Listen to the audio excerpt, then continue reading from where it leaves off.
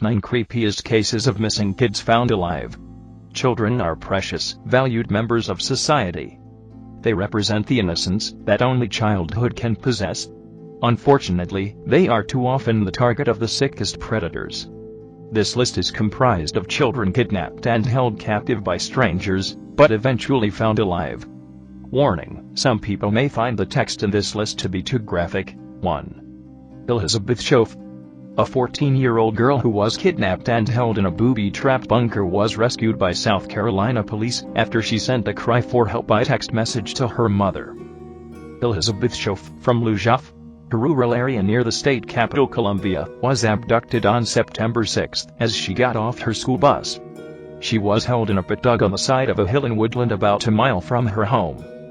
Police managed to free her on Saturday morning, finding her at the mouth of the bunker with the door open. She had cried out as searchers approached the bunker. Local Sheriff Steve McCaskill said the girl appeared to be unharmed, but she was taken to Kershaw County Medical Center.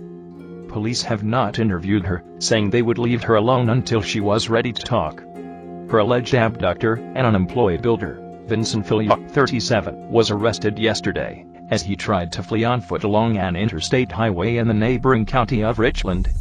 He was already wanted by police for criminal sexual conduct against a 12-year-old girl. The girl managed to text message her mother last Wednesday to say she was in a hole and could hear lorries driving nearby. Detectives tracked the message back to Mr. Fillion's phone. That was the first break, said local Sheriff Steve McCaskill. When they raided Mr. Fillion's home, he escaped through an elaborate system of tunnels dug beneath his bed, under a trailer, and to a shed. Mr. Fillion is known to be a survivalist who knows the local woodlands well. When police arrested him, he was traveling with a taser stun gun, a pellet gun, and a hunting knife. He's one that likes to get out and live off the land. He's pretty savvy, said Mr. McCaskill. Sheriff David Tomley said the bunker the girl was found in was the fourth bunker investigators discovered since they began looking for Mr. Fillion. He will be charged with kidnapping, possession of an incendiary device, and impersonating an officer, Mr. McCaskill said. He added that more charges are likely to follow after investigators interview Elizabeth today about her. After the girl was rescued, a reporter with the local television news channel, WLTX, was allowed down into the bunker in which Elizabeth had been held. The reporter found a wooden plank on top of the hole, acting as a door, and covered with leaves. The pit had apparently been dug by Mr. Fillion using a shovel. It had a toilet, a camp stove, and shelves made from branches and cloth. Mr. McCaskill said, "I'm 6'4" and I can stand up in it without any problem." He was able to cook in there. He had a little system set up to let the smoke out as he cooked, and it was quite a bit of work he put into it. According to the state newspaper, based in Columbia, Mr. Fillion had posed as a police officer when he kidnapped the girl. He walked her around the woods to disorient her, then forced her to stay in the pit by threatening her with handmade grenades and a flare gun. The big relief was when we found Elizabeth Schoaf alive and well, Mr. McCaskill told Associated Press. But it is a great relief when you get criminals of this type out of society and behind bars. On Sunday, the driveway in front of Elizabeth's home was decorated with welcome home balloons. This is the second South Carolina case this year involving an abducted teenage girl taken to an underground hideout. Kenneth Henson of Hartsville is charged with kidnapping two 17-year-old girls on March 14 and taking them to a closet-sized dungeon behind his home. Authorities said the girls freed themselves and walked to safety. Mr. Henson was captured after a 4-day manhunt.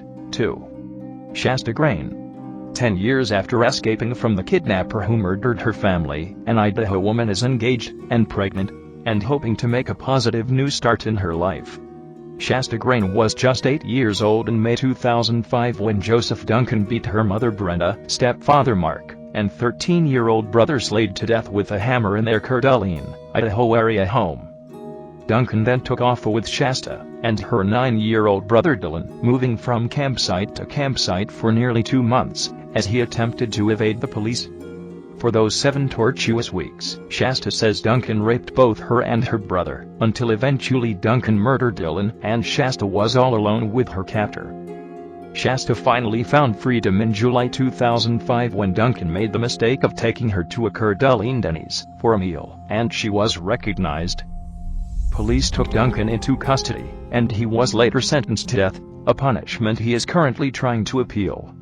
Now more than 10 years after her ordeal, Shasta spoke with Idaho news station KHQ to describe how she for years turned to drugs and alcohol to deal with the trauma of what happened to her. But she says she's now back on the right track after a year-long imprisonment and is engaged and pregnant. Shasta says that immediately after she was rescued, she became a well-known figure in the area for all of the wrong reasons. I couldn't really live my life or go out without someone recognizing me, Shasta said. Everywhere I went it was, "Oh, there's Shasta Grain," as if I were famous, and I didn't like that. I was like, "I'm a normal girl, treat me like a normal girl."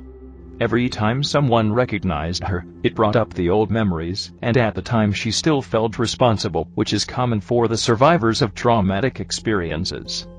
There were years and years where I felt that what happened was my fault, she said. Like I could have done something to change what happened. I had my innocence taken from me. I felt really ashamed of that. Shasta says her life took a turn at age 12, when she got drunk for the first time, and by 14 she tried meth and started getting high every day with a group of older teens. Eventually, her addictions landed her in a juvenile detention center in February 2014, and she was sentenced to stay in the prison for a year, something she believed saved her life. While in the detention center, Shasta says she was able to soberly process what had happened to her, all while making friends and meeting her future fiancé. Now 18, Shasta says she's finally moving in a positive direction in life. She knows that she will never be able to forget what happened to her, so instead she embraces it by celebrating her mother's and brother's birthdays, trying to remember them for the good memories instead of the bad. Helping her through her dark days is her fiancé, who she says she has a deep connection with. And the couple look forward both to their wedding and the baby they are expecting in March. Shasta says she considers her baby a miracle, since she thought the injuries she sustained enduring weeks of sexual assault at the hands of Duncan may have prevented her from conceiving. "I almost feel like this is a miracle baby. It's something that's going to change my life for the better," Shasta said. "I think it just symbolizes me being able to take what's happened to me and making something good out of it." As for Duncan, she has a message for him as he rots behind prison walls. "I want him to know that he doesn't control me, and he doesn't control how I feel," Shasta said. "He's the person who took away my family and my innocence, but I don't ever really think about him. It's just my family. And I want him to know he doesn't have any power right now, because he's the one sitting in prison while I'm out living my life." Duncan was originally sentenced to life in prison without the possibility of parole after taking a plea deal before trial. But then he was indicted on separate charges in federal court, and the conviction for those charges resulted in him getting the death penalty. He is attempting to appeal that conviction. 3. Sabine Darden. The youngest survivor of the alleged child murderer Marc Dutroux confronted him in a Belgian court yesterday to ask him why he did not kill her. Sabine Darden electrified the court with her evidence 8 years after Dutroux held her chained in a filthy dungeon as his sex slave.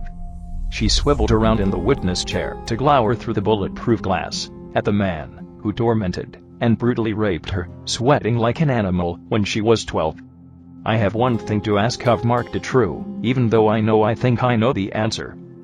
Why didn't he just liquidate me, since he was always complaining about my pig-headed stubbornness?" she said, alluding to the fate of 4 other girls found dead on his property. Dutroux replied with his usual cold self-confidence. "It was never my intention to harm her in any way. I recognize that I abused her, and I take responsibility for that. Full stop," he said to gasps from the gallery. "That is not very convincing," she replied, pulling her hands back through her hair. Dutroux has denied killing any of the girls, including 2 8-year-olds, Melissa Russo and Julie Lejeune, who starved in his dungeon. He claims that he was a lowly cog in a powerful pedophile network. Investigators believe that Ms. Darden was rescued in the nick of time by police. They suspect that he would soon have disposed of her, after switching his interest to 14-year-old Letitia Delez, abducted in August 1996. The first of the two survivors to take the stand, Miss Darden recounted without hate or fear how she was seized while riding her bicycle to school in southern Belgium in May 1996. She was bundled into a van, drugged, and taken to Dutroux hideaway in the slums of Charleroi, where he stripped her and fixed a chain around her neck. Claiming that he was saving her from a wicked chief, he warned her to be a good girl or you're dead. For the next 80 days she was shut in a tiny underground cell, her chamber of agony, surviving on a diet of disgusting tinned food and a jerry can of brackish water. Dutroux brought her to the surface for sex sessions, days marked with an X in her heartrending diary. If I gave Monsieur pleasure, he allowed me to watch television for 1, 2, or 3 hours, she said, speaking forcefully with a nervous laugh, adding that she preferred not to elaborate on the details of what he did to her. Paul Marchal, the father of one of the dead girls, and Marchal, collapsed after hearing her speak. He was later recovering in hospital. Miss Darden's evidence raises problems for the army of critics who continue to accuse the Belgian judicial system of a cover-up to protect pedophiles in high places. If a child sex network was involved, she never saw direct evidence of it. Dutroux, 47, was her sole tormentor. Her last 3 days in the cell were shared with Letitia Delez, who said the whole of Belgium was searching for her. She doubted the story, believing Dutroux's claims that her family had abandoned her after refusing to pay a ransom. Confused, she clung to Dutroux as her protector as police hauled her out of the dungeon. I thanked him as I left. I thought he had saved us. I must have been out of my mind to believe it, she said. Now a self-assured woman of 20, with a steady job and boyfriend, she displayed a coolness when Dutroux's wife and co-accused, Michelle Martin, begged for forgiveness for failing to alert the police. Do you know where I was, with whom, and what he had done? I cannot accept your apology, she said. Miss Darden said it was her civic duty to give evidence and show the world that Dutroux had not broken her spirit. Her testimony, devoid of self-pity, prompted effusive praise from the presiding judge, Stefan Du, who called for hats off to honor her courage. Despite her extraordinary resilience, she was back at school within 2 weeks of the ordeal in 1996. Some doubt she can entirely put the horrors behind her. Nothing is worse for a human being to be the plaything of another. There is a deep wound that will probably never heal, a psychologist said after her appearance. 4. Elizabeth Smart. Elizabeth Smart has revealed details about her harrowing kidnapping and 9 months of captivity, telling how she pleaded with her captor, as he was about to rape her for the first time, by telling him that she hadn't even hit puberty yet. The now 25-year-old woman has spoken out about her infamous kidnapping in 2002, where she was taken from her bedroom and hidden in the woods outside of Salt Lake City for months. During an hour-long interview with Meredith Vieira, Smart returned to the remote spot where she had been chained up between trees and raped every day as a teenager. She told of how, in spite of the fear and confusion she felt immediately after captor Brian David Mitchell took her from her home, in the middle of the night, she used information she knew about other kidnappings, in the vain hope of trying to have her parents get closure. As they trekked up a remote path in the woods, she tried rationalizing with Mitchell, "If you're going to rape and kill me, will you please just do it here so that my parents can't find my body?" He just smiled at me and said, "I'm not going to kill you yet," she told Vieira. She tried another tact, "Don't you know what you're doing? You're going to get caught, and you're going to go to jail for the rest of your life." Smart told Mitchell. He responded, "I know exactly what I'm doing. The only difference is I'm not going to get caught." When they stopped their trek, they arrived at a campsite, where his accomplice, his wife, Wanda Barzi, was waiting. She began performing a makeshift wedding ceremony, and Elizabeth said that she stopped crying and began to understand what was going on towards the end. "I was begging and crying and just so scared," the petite blonde told Vieira. "I knew what happened after a wedding." Again, she tried to argue her way out of trouble. "Wait, I didn't say I do. I didn't say yes. I'm just a little girl. Do you know I'm so little I haven't even hit puberty yet," Smart recalled saying at the time. He raped me right there on the floor of the tent, and then, when he was finished, I was left alone feeling absolutely broken, absolutely shattered. I was broken beyond repair," she said. "Every time I thought, okay, this cannot get worse, it always did." When asked how she would describe the months where she was chained to the tree, hidden just miles from her home, but knowing that there was little chance that she would be found, Smart said that the 3 best words would be boredom, hunger, and rape. During the NBC special, which aired Friday night, Vieira asked Smart if being back at the campsite gave her the creeps. She said, "Do you know, it doesn't. I was totally comfortable here, because this place didn't hurt me. Brian David Mitchell and Wanda Barzee, they're the ones who hurt me." "There was a point that I stopped crying," she revealed. "It's not just because I didn't feel pain anymore, not because I didn't feel sorrow. It was just to keep going. I mean, it just was to survive, to live. Sleep was like my oasis, the place I could go to. If I could have slept for 9 months, I would have."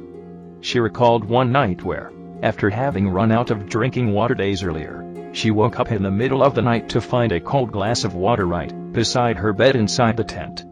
To this day, Smart believes it was a sign from God telling her that she was not alone. Her Mormon faith was something she held on to throughout the ordeal, even though her captors made her break many of the religion's rules, which included doing drugs with them and drinking alcohol. "Oh, he knew I was Mormon, he knew the doctrine, he knew what I believed in," she said. That was no matter to Mitchell, however, who viewed himself as a prophet who received direct orders from God. She later used that belief against him. Smart, who is promoting the book that she wrote about her ordeal, told Vieira about the numerous close calls she had to being rescued over the course of her 9 months of captivity. One came when she heard her uncle's voice calling out her name, as he participated in one of the many search parties who explored the woods looking for the kidnapped girl. Like so many other instances, Smart wanted to scream out but faced a very real threat from Mitchell. "If they ever get into this camp, I will kill them," he said. Another chance at his capture came through a fearful situation for Smart. After having offhandedly mentioned her cousin Olivia in a conversation, Mitchell got it in his head that she was going to be his next wife, and so he left the camp one night and went to her house to kidnap her. "I felt like such a terrible person. I had just betrayed one of my very best friends," Smart said. Mitchell was almost caught when he tried to break into Olivia's home to kidnap her, but he got away and police wrote the incident off as unrelated to Elizabeth's earlier kidnapping. On the rare occasion that Mitchell, Barzee, and Smart left the compound and went into Salt Lake City, they made her wear a head mask. During a trip to the city library, where they went to look at maps of California to see where they should move, one woman thought she recognized her and called police. An officer came to the library and spoke to Mitchell, but he was able to convince the officer that the girl was his daughter, who wore the headscarf due to their religion. "Her demeanor was not consistent with what I had expected, and this man's statements were cogent," the officer said to NBC. The reason Elizabeth didn't scream out was because Barzee had a vice-like grip on her leg throughout the interaction, up to the minute that the officer left. "That was almost just as bad as being kidnapped, as being raped, as being chained up," Smart said of the moment when the officer went away. After they moved to San Diego, California, there was talk that they should move to the East Coast, but Elizabeth feared no one would know her story there, and her chances of being found would decrease dramatically. In order to avoid that fate, she began telling Mitchell that she had a feeling from God that they should go back to Utah, but she had to make it seem like it was his idea to do so. She played on Mitchell's belief that he was a prophet of God. "You are his servant, you are his prophet, you're practically his best friend. Could you please just ask him?" she asked. It was a means to an end. "I felt that that was my greatest chance I had at getting home, at being rescued," she said. He agreed, and the trio headed back to Utah, where they stopped in a local Walmart. It was there that she saw a wall of missing persons posters, but did not see her own, making her think, did they forget me? Did they give up on me? They hadn't. Someone in the store called police and said that she thought she saw the man whose picture she has seen on the news in connection to the Elizabeth Smart disappearance. The officer asked Elizabeth who she was when he arrived at the store, but, like the time in the library, She was too afraid to answer. I was scared. What if the policemen didn't believe me? What if they released me back to Mitchell and Barzy? She said. Rather than leave, however, the officer took all three into the police station, and it was only when Smart's father Ed came into the interrogation room with Elizabeth did she know that everything was going to be all right. I was so happy when I saw him, and he came running over and grabbed me in his arms. I knew that nobody would be able to hurt me ever again, she said. Smart has spoken about her experiences a number of times, including at her captor's trials, where she helped sentence Mitchell to life in prison and Barzy will be behind bars for 15 years. I mean, here I was, a 14-year-old girl, ripped from my family, from the life I knew, from my friends, from the people I loved, being raped every day, not knowing when I'd be able to eat next, not knowing when I'd be able to drink next, and being chained to a tree, Smart said in the interview with Vieira. I didn't feel human. I don't think there's anything worse you can do to a child. Since her kidnapping, Smart has tried to keep herself focused on her future, as opposed to the past, but her most vivid testimony came when she spoke at the hearing for her captor. Mitchell, a religious fanatic, initially submitted an insanity defense and repeatedly sang to himself in the courtroom, but Smart was poised and direct in her verbal confrontations with him. I know that you know what you did is wrong, she said in the 2011 court appearance. I also want you to know that I have a wonderful life now, that no matter what you do it will affect me again, but in this life or next you will have to be held responsible for those actions, and I hope you are ready for when that time comes, she said. 5. Sean Hornbeck. They are America's lost children. Their faces stare from milk cartons or heart-wrenching handwritten posters. They are on websites set up by parents appealing for sightings. Too often they remain missing. Or they are found dead. But yesterday, something amazing happened. 2 of America's missing children reappeared safe and well, having been rescued by police some 24 hours earlier. Their story has gripped the nation, not least because one of the boys had last been seen on an autumn day more than 4 years ago. Both the Missouri boys have been reunited with their families amid scenes of high emotion. The man alleged to have kept them in his home, a pizza restaurant manager, and part-time funeral home worker named Michael Devlin, has been charged with kidnapping. He is in jail and is being held on $1 million bail. Battered by headlines about political wrangling at home and violence in Iraq, Americans have been rejoicing in a welcome dose of good news. A poster on the school stage where Hornbeck's parents addressed the media seemed to sum up the entire country's feelings. Miracles do happen, it said. Another read, "Welcome home, Sean. We missed you."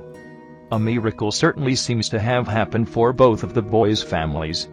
Hornbeck, then 11 years old, was last seen riding his bike to a friend's home in rural Missouri, in the American Midwest, on the 6th of October, 2002. He simply vanished, and was feared kidnapped by a murderer or sexual predator. After weeks, months and finally years passed, most people assumed he had joined the long list of America's lost children. His family held a vigil every year on the anniversary of his disappearance, in a bid to keep his case in the public mind. But even supporters would admit that it felt more like a memorial to a lost son. Incredibly, neither of the missing boys turned up more than 60 miles from where they had disappeared. Hornbeck was apparently abducted after getting off a school bus on his way home last Monday afternoon.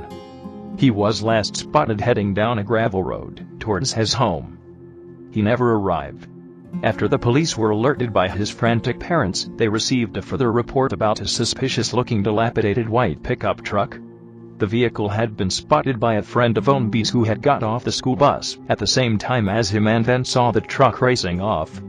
By Thursday night, police officers had traced a van which appeared to match the description to a suburban St. Louis apartment belonging to Devlin. They raided the home on Friday morning and found the 2 boys. According to police sources, when the officers entered the apartment, Hornbeck looked up and asked officers, "Are you going to take me home?" When the police asked the other boy who he was, he said simply, "I am Sean Hornbeck." With a burly, bearded Devlin under arrest, police have refused to comment on any specifics of the case, saying they are determined to collect enough evidence to put him behind bars for the rest of his life. After being reunited with their parents, the boys were taken to a hospital for a checkup and both found to be healthy. They were smiling and appeared very pleased to be with their families, said Bob Davidson, a spokesman for Cardinal Glennon Children's Hospital. Obviously the families were incredibly tickled to have the boys back. It's a thrilling night. Onby's family were also stunned and relieved at the happy ending to the case. Ben's uncle, Lloyd Bailey, described the boy's delight when he saw his parents. His eyes lit up like silver dollars, Bailey said. The family had broken down in tears as they were reunited. But the real focus of the story has been the stunning rediscovery of Sean. From being widely assumed to be dead, suddenly he was walking out in front of a phalanx of TV crews and reporters at his old hometown school. Sean walked onto the stage, which was festooned in posters and blue and yellow balloons, hand in hand with his mother, Pam Akers. He smiled nervously in front of the cameras. He said nothing to reporters, but chatted quietly with his mother and stepfather, Craig Akers. Wearing a blue hooded top, he seemed healthy, although of course much older than the boy who featured on the missing posters after he first disappeared. Craig Akers, his voice cracking with emotion, said the family had been driving home from work in a rainstorm on Friday afternoon when they had got the news that Sean had been found alive and well. The couple simply broke down in tears at the side of the road. "It is the phone call I will remember most for the rest of my life," he said. "This is the best day of our lives. It is hard to even come up with words to express the feeling. It has been like a dream, and we are afraid that we are going to wake up." Amid the celebrations, there remains a huge mystery surrounding the case. No one knows for sure how Devlin abducted the two boys and what he had been doing with them, especially during the 4 years he is believed to have kept Sean, or why neither seems to have tried to escape. Few details of their captivity have emerged. Craig Akers said that he believed Sean had been kept in the same area for the entire period and had apparently not been to school. "This has been going on for 4 years, and it's been going on under our noses," Akers said. Neighbors at Devlin's suburban apartment said they had never noticed anything amiss. Rick Butler, who lives next door, told reporters that he had assumed Devlin and Sean were father and son, and had not noticed the arrival of their younger child. He said he had seen no evidence that Sean had ever tried to run away. On one occasion he had even found a mobile phone lost by Sean and returned it to him. On another occasion, he had seen the pair pitch a tent in their yard. "I didn't see or hear anything odd or unusual from the apartment. I just figured them for father and son," Butler said. For the Akers family, however, unraveling the mystery can come later. For now, they are rejoicing in the end of a nightmare. Craig Akers had left his job as a software designer to devote his time to a foundation bearing Sean's name. The family spent their savings, borrowed against their retirement, and even talked to psychics in their quest to find their son. Volunteers and sniffer dogs have spent many hours searching for the missing boy. But as the Akers adjusted to having Sean home again, he said that throughout the long years of separation he had never given up dreaming of the day that the boy would be found. "You can't lose hope," he said. "Hope gets you through. Sometimes this is what happens when you have that hope." Slowly, details of the saga have started to emerge. Sean Hornbeck, 15, and Ben Ownby, 13, were found, together, in a suburban St. Louis apartment. Hornbeck had been missing since October 2002. Ownby disappeared at the beginning of last week. Both seemed well. In fact, early signs were that Hornbeck did not even seem to have been held against his will, as they joined a tiny number of astonishing happy endings to kidnap tragedies in the past few years. In rural Belgium, 2 young girls who were kidnapped and brainwashed by the serial killer Marc Dutroux in 1996 managed to survive and testified at his trial in 2004. In Austria last year, 18-year-old Natascha Kampusch made international headlines after escaping from a man who had kidnapped and held her captive in a basement for 8 years. When her abductor then threw himself in front of a train, Natascha appeared devastated by the news of his death, suggesting that she had developed so-called Stockholm Syndrome, or sympathy for her captor. "To give you a metaphor, he carried me in his arms but also trampled me underfoot," she said. and in the American West, a young girl named Elizabeth Smart was discovered alive and well in 2003, 9 months after being kidnapped from her bedroom in Utah. 6. Stephen Stainer. But emotionally he never really came home, and privately he couldn't become whole, because publicly he was always Stephen Stainer, an abduction victim, someone in a mini-series, one missing kid among tens of thousands on flyers and milk cartons who, miraculously, a decade ago, did return alive and apparently well. When he came back he was a jolly kid, a jokester, happy-go-lucky, said Sandy Hawkins, a friend with the seniority of any Naturalist. But that was the exterior. What was going on inside? Apparently an awful lot of turmoil. Inside, suggested Anna Jones, his true aunt, Stephen Stainer may well have remained an identity jumbled with Dennis Parnell, the name he carried during 7 years of abduction and sexual abuse, as the son of kidnapper Kenneth Parnell. "I think probably he was Dennis," she said. "A child sitting inside a man who didn't know how to talk about it." Steve's wife, Jody Stainer, also saw her husband's conflicts. Steve hurt a lot, but he always seemed to get through it no matter what. He was a survivor. Now it doesn't really matter. Saturday, Steve Stainer, 24, died when his motorcycle collided with a car pulling from a migrant workers center here onto rain-puddled Santa Fe Drive. It was a sad, reckless, ironic end, with Stainer riding a powerful cycle he was not licensed to operate. Nor was he wearing a helmet. His had been stolen, said a friend, 2 months ago. He had bought the blue and white, 1989 Kawasaki X500, with a piece of the $30,000 he received for rights to the story of his 1972 kidnapping and astounding return. It was shown in May as a television miniseries, I Know My First Name is Stephen.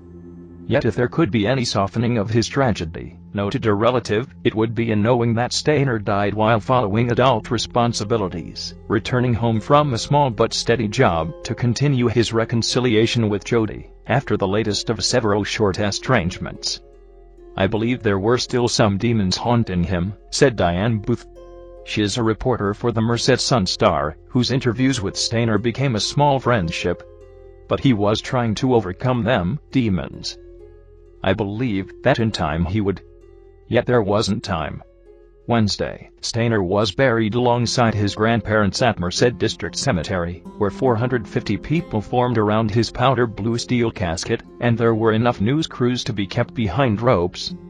Earlier, at a funeral service at the Merced Stake Center of the Church of Jesus Christ of Latter-day Saints, where Stainer had been converted in 1985, his church counselor, Steve Tucker, tried to explain the clashes that tore at a young man's peace.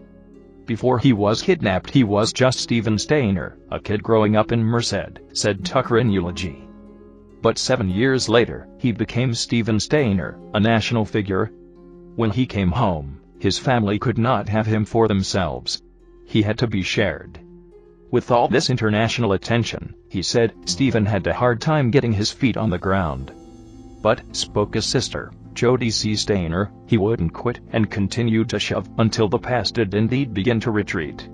So even in his death, she told mourners, who spilled from chapel pews to folding chairs in the center's gymnasium, there is a satisfaction from seeing the fading of a past, dark life, and an assumed identity. "I'm so glad that he went as Stephen Gregory Stainer, our brother," she said. For 7 grim years, however, the only traces of Stephen Gregory Stainer were snapshots, and a family's memories. Of a quiet boy who tended a fallen owl and liked to ride Dad's tractor on their almond ranch near Snelling. Of the third of 5 children who wrote his name on an inside garage wall when nobody could know the scribble would one day become the most tender of family souvenirs. On a December day in 1972, 2 drifters approached Stainer on a Merced Street corner. Irvin Murphy said he was a minister and wanted to drive Stainer home to collect a church donation from his mother. Kenneth Parnell, a pedophile with previous convictions for child molestation, opened the car door for the freckled second grader. Stainer was sodomized by Parnell that first night. Up to the age of 14, he was shuttled from remote towns to isolated cabins in Northern California and registered for brief periods at several schools as Dennis Parnell. By the 6th grade he had been beaten, smoked marijuana, got drunk on cheap whiskey, and been thoroughly manipulated into believing his parents didn't want him. On Valentine's Day 1980, a fresh now captive, 5-year-old Timmy White was brought home. Timmy was crying. Stephen was reminded of his own early years, pain, and loneliness. "I couldn't see Timmy suffer," Stainer explained later. "I just didn't think it was right for him to have to go through the same thing that I did. He really didn't have to. There was someone there who could stop it." 7. Natasha Kampusch. Natasha Kampusch is back with her family 8 years after she was snatched off the street and dragged into a white minivan as she walked to school in Vienna. The blue-eyed Austrian teen surfaced shortly after noon Wednesday in a garden in Strashof, a leafy hamlet just outside Vienna, less than 10 miles from the home she once shared with her parents and half-sister. Pale, fragile, and in a panic, she told the astonished 80-year-old woman who found her that she had been held captive since 1998 just a few houses away in a cramped secret dungeon under a garage. Police quickly determined that the 18-year-old was indeed Natasha Kampusch, whose disappearance at age 10 in March 1998 triggered a massive manhunt that crossed the border into neighboring Hungary. The traumatized teen had a distinctive scar on her arm, as did the missing Natasha, from a childhood operation. And when police searched the house where she said she had been held captive, they found Natasha's passport among homeowner Wolfgang Priklopil's possessions. Priklopil later committed suicide by jumping in front of a train. Natasha showed police a metal hatch covering a 20-inch hole in the garage floor that led to the cluttered 6-by-10-foot windowless cell that had served as her prison. Inside, they found a loft bed, a toilet, a sink, a wardrobe, clothes, a TV, a radio, and a few children's books. Natasha told police that Priklopil, a 44-year-old freelance communications technician, insisted that she call him Gebeater, an old-fashioned term for master. She had been sexually abused, but didn't realize it, officials said. For most of her time in captivity, Natasha told cops, Priklopil did not allow her to leave her cramped hellhole. But a few months ago, he began letting her spend time in his garden and even took her on shopping trips, never letting her out of his sight. Neighbors said they noticed her in his garden and walking with him, but never asked about her. Most steered clear of his house, which was known locally as Fort Knox because of all the security devices he had installed. His mother, who visited daily to prepare his lunch, also was unaware of her loner son's secret life. And then, on Wednesday, Priklopil let his guard down. For the first time ever, he let Natasha go into the garden alone, and she ran. He fled, too, when he realized she was gone, taking off in his red BMW. A few hours later, his car was found abandoned. And soon after that, his body was found under a train in Vienna. Incredibly, Priklopil had been among the hundreds of white minivan owners questioned after Natasha's disappearance. But officials released him after deciding he had a sturdy alibi. Yesterday, Natasha was reunited with her now divorced parents. The first to see her was her father, Ludwig Koch. She stopped and stared at him in disbelief, then jumped into his arms, clung tightly to his neck, and sobbed. "She is 100% my daughter," he wept. Koch later expressed grave concerns about her. Natasha is emaciated, with a very, very white skin and blotches over her entire body. "I cannot bear to think where they came from," he said. Next, the teen was reunited with her mom, Brigitte Cerny. She said, "Mama Mousy," to me, said the tearful Cerny. Mousy, which literally means little mouse, is a pet name used in addressing loved ones. Authorities fear the teen is suffering from Stockholm Syndrome, a psychological condition in which kidnapped victims sympathize with their captors. 8. Fusako Sano. Fusako Sano was 9 years old when she was kidnapped by Nobuyuki Sato, pictured while watching a school baseball game November 13, 1990. Police conducted a huge search but failed to find her. She was closer than anyone realized, hidden in an apartment only 200 meters from the police department. The mentally ill kidnapper took her to the apartment he shared with his elderly mother and locked Fusako Sano upstairs. His mother claimed to never suspect he had a captive, despite his violent behavior anytime she tried to go upstairs. During the first months, Sato kept the young girl tied up. Her kidnapper shared his clothes with her, cut her hair, and fed her 3 times daily. She spent most of her time listening to the radio, and was only able to bath infrequently. During her 9 years with him, Sato would punish her with a stun gun, threaten her with a knife, and beat her. At the beginning, Sano was too scared to attempt to escape, but eventually lost the energy and accepted her fate. After multiple calls were made by the kidnapper's elderly mother concerning his violent behavior, officials visited January 28, 2000. Sano, who was with the man, approached the police and identified herself as Fusako Sano, now 19. Nobuyuki Sato and Fusako Sano were both hospitalized, he for psychiatric examination, and she for exhaustion and dehydration. Sato was arrested for kidnapping February 10, 2000. By 2002, he had confessed to the charges and was sentenced to 14 years imprisonment. Although very thin, barely able to walk from weakness, and suffering jaundice from lack of sunlight, Sano was otherwise healthy. After her initial treatment for exhaustion and dehydration, she was reunited with her family. Her health has continued to improve since her rescue, but she is said to have the mind of a child and suffers from post-traumatic stress disorder. She helps her family on their rice paddy, but struggles with socializing after years of isolation, and prefers photography and taking walks alone. 9. J.C. Dugard. Sometime between the June morning she was yanked into a car near South Lake Tahoe in 1991, and this week, when she surfaced alive with the man accused of taking her, J.C. Dugard stopped thinking of Philip Garrido as her kidnapper and saw him more as a husband, her stepfather said Friday. Even though she was raped within a month of the kidnapping, according to court records, and secretly housed in a backyard shed, Dugard, then 11, and now 29, apparently never told her 2 children she was kidnapped. When she greeted her mother at a tearful reunion this week, her first words were, "Hi, Mom, I have babies."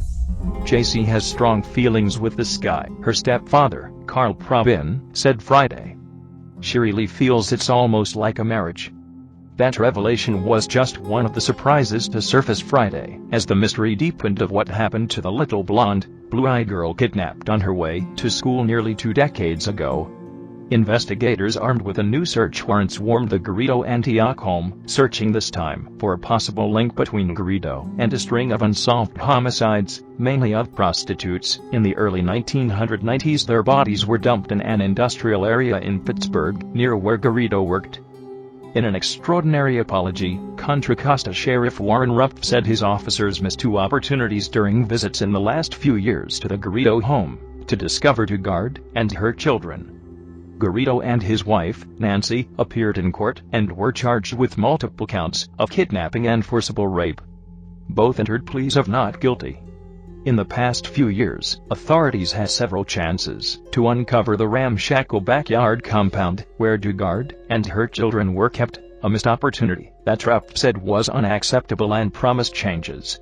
He said a deputy responding to a neighbor's complaint spent about 30 minutes interviewing Garrido on the front porch, and left after warning him that people living outdoors on the property could be a code violation.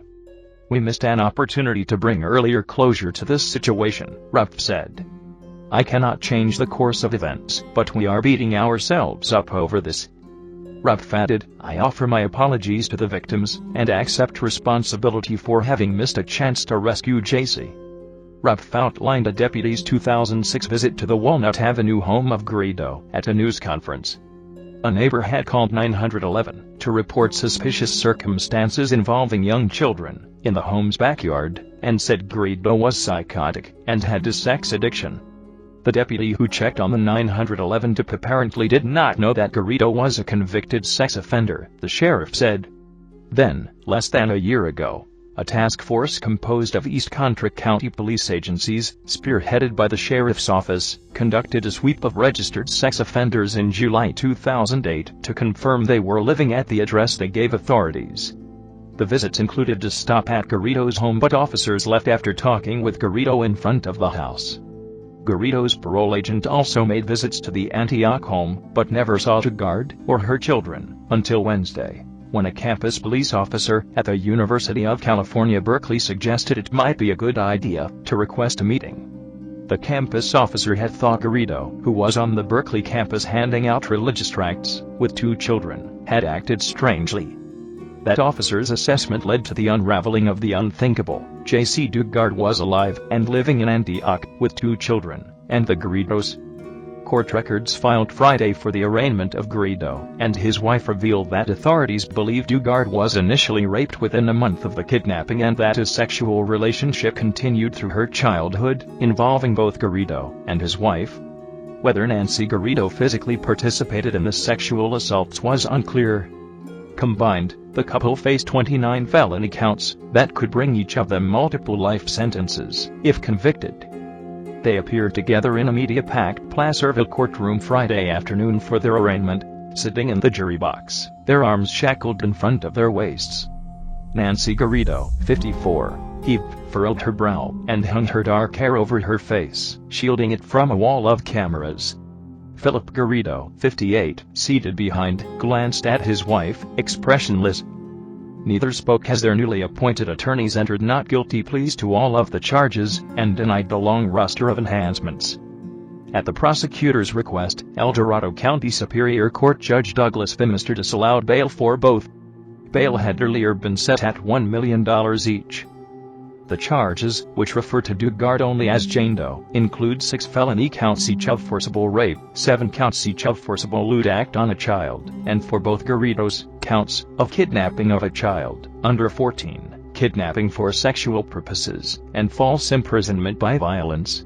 After the hearing, Chief Assistant District Attorney William Clark refused to elaborate about Nancy Garrido's role in the nearly 2-decade captivity or detail the evidence prosecutors have. Several special allegations would add to their sentences if convicted. Among them are a second strike for Garrido, who was convicted of the 1977 rape and abduction of a casino employee in Nevada. Nancy Garrido is legally charged with rape based on the theory she participated in it, Clark said. We don't have to prove she physically did the rape. All we have to prove is she aided and abetted with knowledge of the crime.